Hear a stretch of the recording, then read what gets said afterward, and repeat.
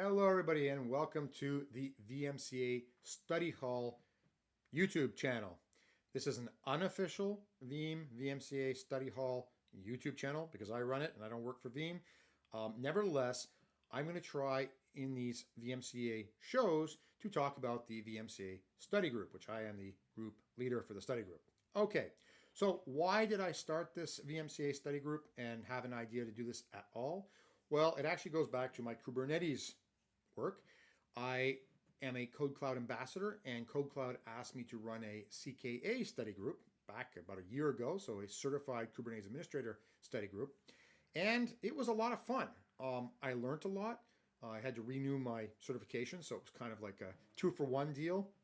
And what I found was, even though I had done the CK before and I studied for numerous Kubernetes exams, and so I had quite a bit of experience in how to study and how to prepare, I got some really good tips from some of the people in the group. And the group was big, it was from all over the world.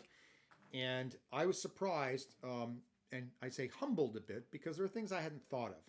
So coming back to Veeam, I had to renew my engineer certification, and I did that. And then, of course, I had to do the architect one as well. And I thought, well, wait a minute, maybe we should get a study group together. Maybe Veeam will do that. And Veeam liked the idea. So it was started. And the idea behind it is basically this. We don't provide answers, okay? We don't even provide solutions to some extent. What we're trying to provide is the how-to, and how do you do it, and what advice do you have? Because that's the most important in my view. At the end of the day, the questions and the answers are not important. Okay, it's a bit of a controversial statement. What's important is your ability to think things through and your ability to deal with the material. Because when you think about it, if you go and get a job at a company to become a Veeam architect, you want to know how to think these things through. You don't want to know like this question and this answer. You want to know the process, okay? So it's a bit like running a marathon. When you pass the finish line, you get the big medal. That's not the important thing. The important thing was the 7 months of training before that. The system was developed, the tweaks in the system, how you dealt with injury, how you dealt with, getting your Vox level, which is the oxygen content in the blood, higher, things like that. Similar situation here. And also try to make it fun too, because obviously when we're having fun, we do things better than when we're not having fun. So that's the idea behind the VMCA Study Hall group, and I'm trying to do that. So to show you what exactly I'm doing, we're going to move over to the actual page. So there it is, Veeam Community Hub, VMCA Study Hall. It's got number 135 there. I don't know why that is in the URL, but that's something that Veeam's done, obviously. All right, so here it is. So what am I trying to do differently here? Obviously, we're not going to post exam questions and exam answers. That's ridiculous. We don't want to do that for many reasons, not only because it's not allowed, but also because that is, with any exam, waste of time. Because at the end of the day, you're doing these certifications to get the job. If you do dumps or get the answers from somewhere else, when you go to do the job, you're going to fail, right? You're going to be fired 100%, or very likely, or you're just going to badly perform. It's not worth it. The effort you're going to make in trying to cheat, if you make that same effort in trying to do it honestly, you'll get double the wins, okay? So I say that right away. No posting of any kind of, illicit helpers for the exam. Now, to make this more interesting, I've created a couple of extras here. I call them extras because they're not really related to studying per se. The first one is called the Meet the Architect series. And this is a series of interviews with people who are Veeam architects or have done the Veeam architect exam. And it's a email interview. And what do I mean by that? Well, a lot of interviews today, or a lot of things in our fast world, are click, click, click, tick, tick, tick, tick-tockish, right? So it's like ask question, boom, boom, boom, boom, boom. But think about it. When you're an architect, even an architect building a building, or a systems architect building data protection, you're going to do things, you want to do things methodically, slowly, and with thought. Okay, so these questions I send by email. I can answer the next day. I send another email, get another answer the next day. So the person answering has time to think, to plan their answer, to get a better answer out there. And that's the kind of method you want to use when you're an architect. So it's not fast food, right? So I've had 3 of these articles already. The first one I interviewed myself just to set the bar nice and low, so to speak. And I thought it'd be funny to interview myself and see what it'd be like. I enjoyed it. The next one was with Michael Paul. So Veeam legend, Veeam Vanguard, Michael Paul. After that, we had Veeam legend, Veeam Vanguard, Chris Childrose. And in these interviews, I'm not only asking questions relating to VMCA, but more general questions like, what do you see happening in the future? How do you get into IT? So filling the, let's say, biography of the person to give you an example of what they do. Now, keep in mind, when we're doing exams or we're studying for things, we don't want to copy other people. What we want to do, though, is to emulate what they've done well. So in other words, if Chris does something a certain way and I've never thought of doing it that way and it works for him, I should try that. So we all share our experience in that way. We all have different strengths and different weaknesses. And so by sharing our methods and our techniques, we can all improve.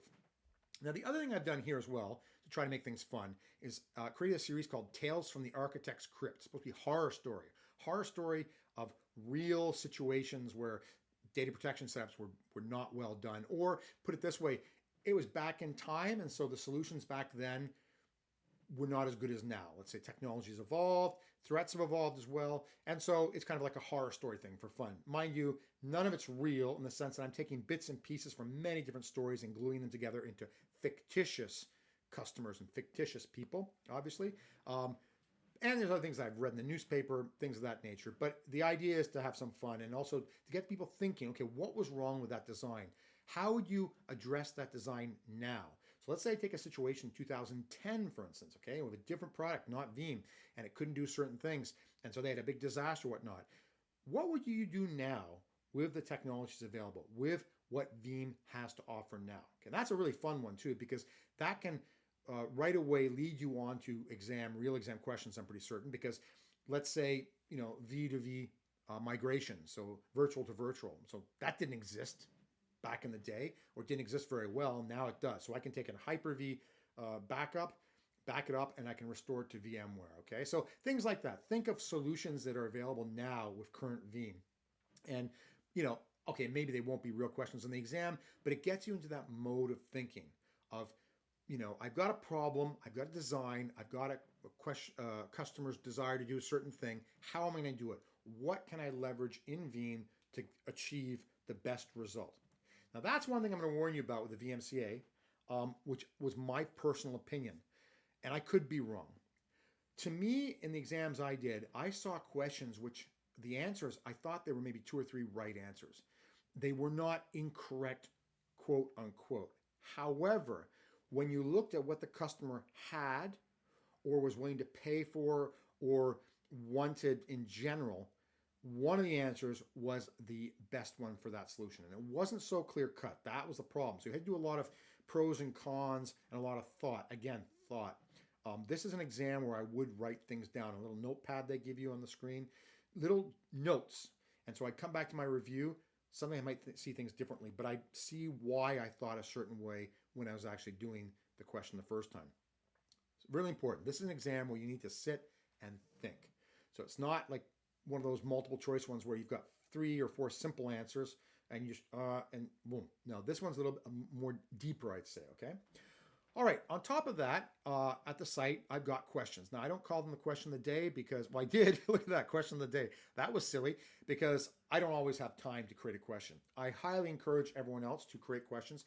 Creating questions is one of the easiest ways to study because it forces you to think through the process. Now, the way to do this, obviously, is take the exam blueprint, which is available, the exam guide, and to go to those sections, the user guides or sections of people's blogs, and take a chunk of technology or something they're talking about and create questions from it. And do that all the time. So I don't have time to do it every single day. I would encourage you, though, if you want to post here, please do so. Just make certain you haven't taken the exam, you're posting the real questions. But also, if you don't want to post yourself, you can tell me. So Michael Paul has come up with some great ideas and just sent me a message. Hey, Jeff, maybe make a question about this. Do that as well, okay? All right, so going forward, might be a few surprises. I think that, for one, I'm going to try to get some resources from Veeam. Let's see if they might help us out here a bit. Maybe some practice exams or something, maybe. Also, when I'm at VeeamON, I'm going to try to see some other architects or other people who are involved with building the architect VMCA product, whatever it is, the certification. Maybe they'll be hanging around. I can corner them, say, hey, we've got some questions. We will see. And I'll try to get this show out every week if possible. All right. Well, we'll see you next week on the unofficial VMCA Study Hall show. Bye-bye.